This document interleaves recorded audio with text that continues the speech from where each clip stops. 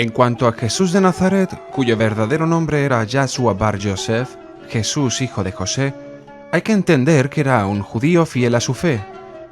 Una fe que es antagonista a todo culto pagano en virtud de su exacerbado monoteísmo y de su xenofobia.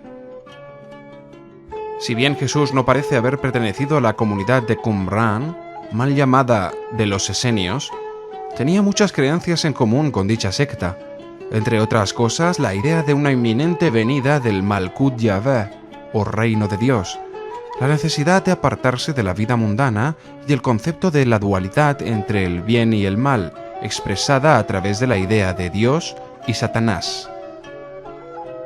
En tal doctrina no cabía ninguna tolerancia hacia otras creencias que no fueran la de tener a Yahvé como Dios único y monarca del universo. Ocurría lo mismo con la secta bautista de Juan el Bautista, de quien Jesús fue originalmente discípulo y con quien, posteriormente, tuvo disidencias, como se puede ver en Mateo 11:11, donde dice: De cierto os digo que no se ha levantado entre los nacidos de mujer ningún otro mayor que Juan el Bautista. Sin embargo, el más pequeño en el reino de los cielos es mayor que él.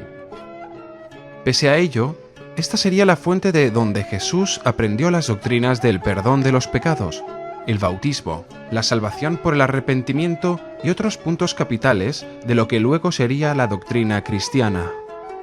Hay que comprender lo anterior para entender de dónde fue que Jesús de Nazaret tomó los basamentos de sus enseñanzas.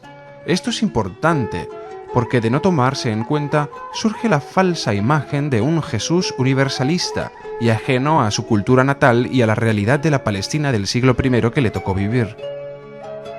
El Jesús histórico era un judío convencido de su fe y profundamente antipagano. De sus propias palabras se puede leer: No penséis que he venido para abrogar la ley, o los profetas. No he venido para abrogarla, sino para cumplirla.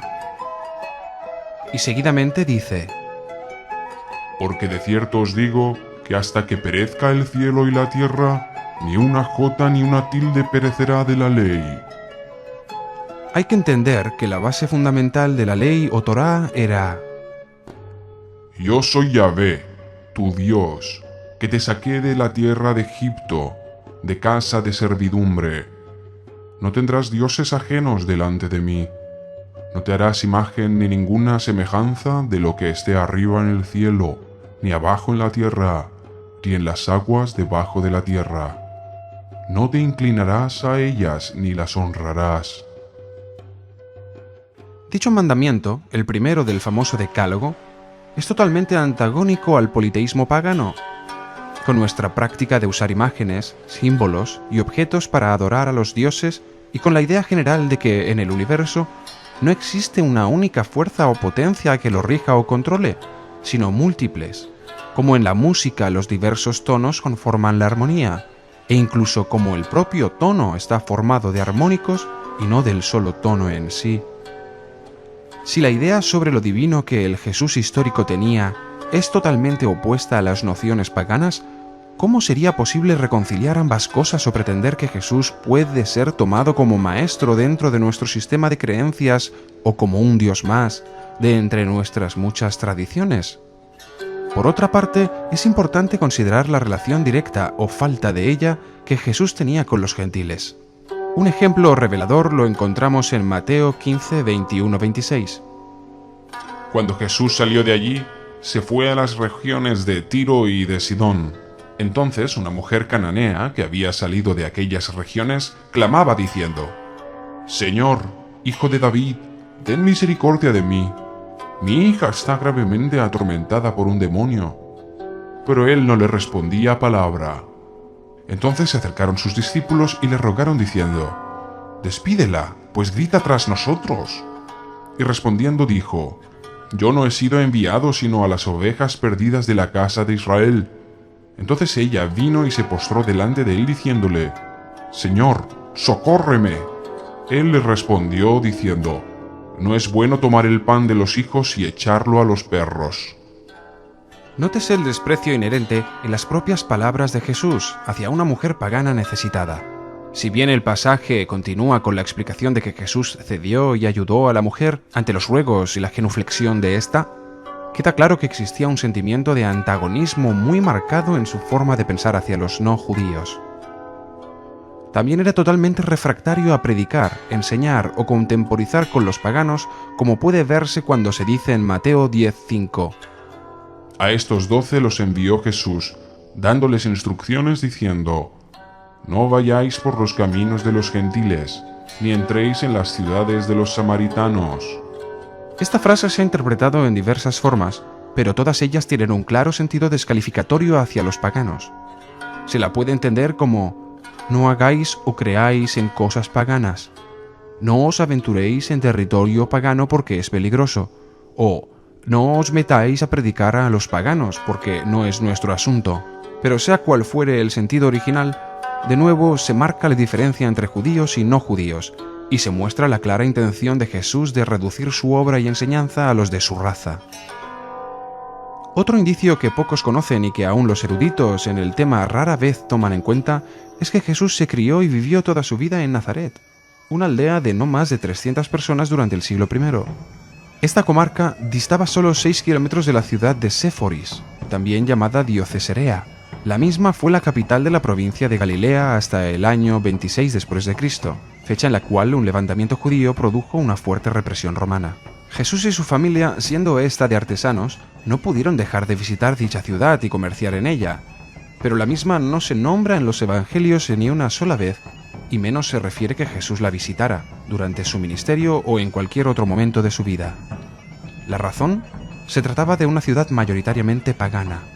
Además, existe otro dato geográfico que puede dejar en claro la idea de Jesús sobre su misión. Ni él, ni sus discípulos antes de que fuera crucificado, viajaron más allá de un par de cientos de kilómetros del territorio galileo. De hecho, los evangelios registran una sola visita a Jerusalén, durante la semana previa a su ejecución.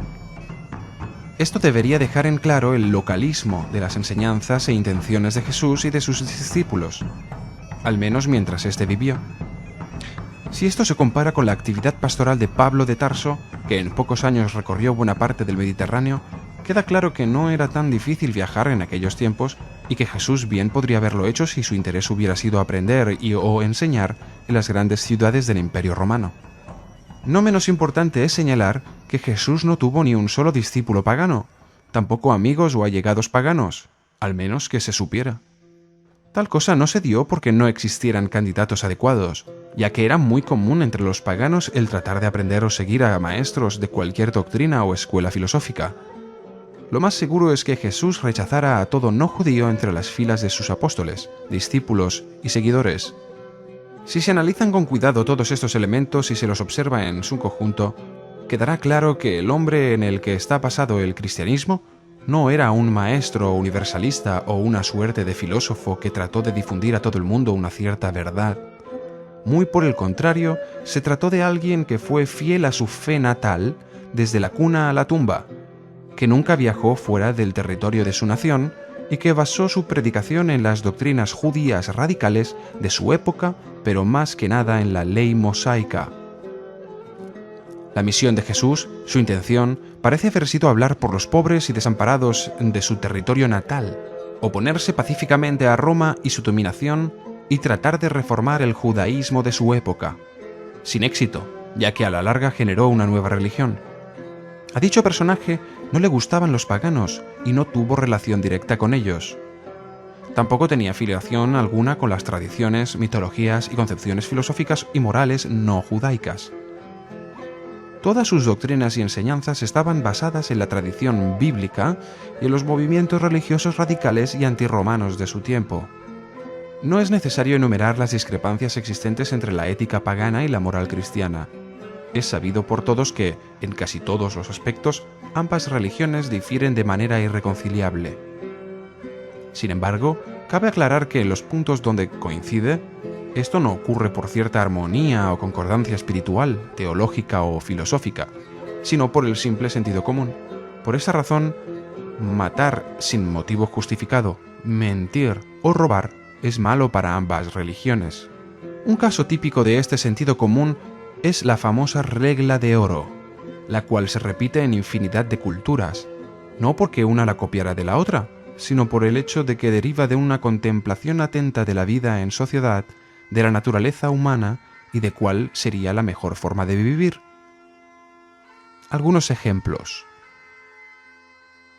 Y como queréis que hagan los hombres con vosotros, así también haced vosotros con ellos. No hagas a otros lo que no te gustaría que te hicieran a ti. Una situación que no es agradable o placentera para mí, tampoco debe serlo para otro. Y una situación que no es agradable o placentera para mí, ¿cómo puedo infligirla en otro? No hagas a otros lo que no quisieres que ellos te hagan a ti. Algunos creen que Jesús de Nazaret leyó a este rabino, ya que él mismo murió unos 5 años antes de su nacimiento, pero también aparece este mismo proverbio en el Antiguo Testamento. Amarás a tu prójimo como a ti mismo. Y Lo que no quieras para ti, no lo hagas a nadie.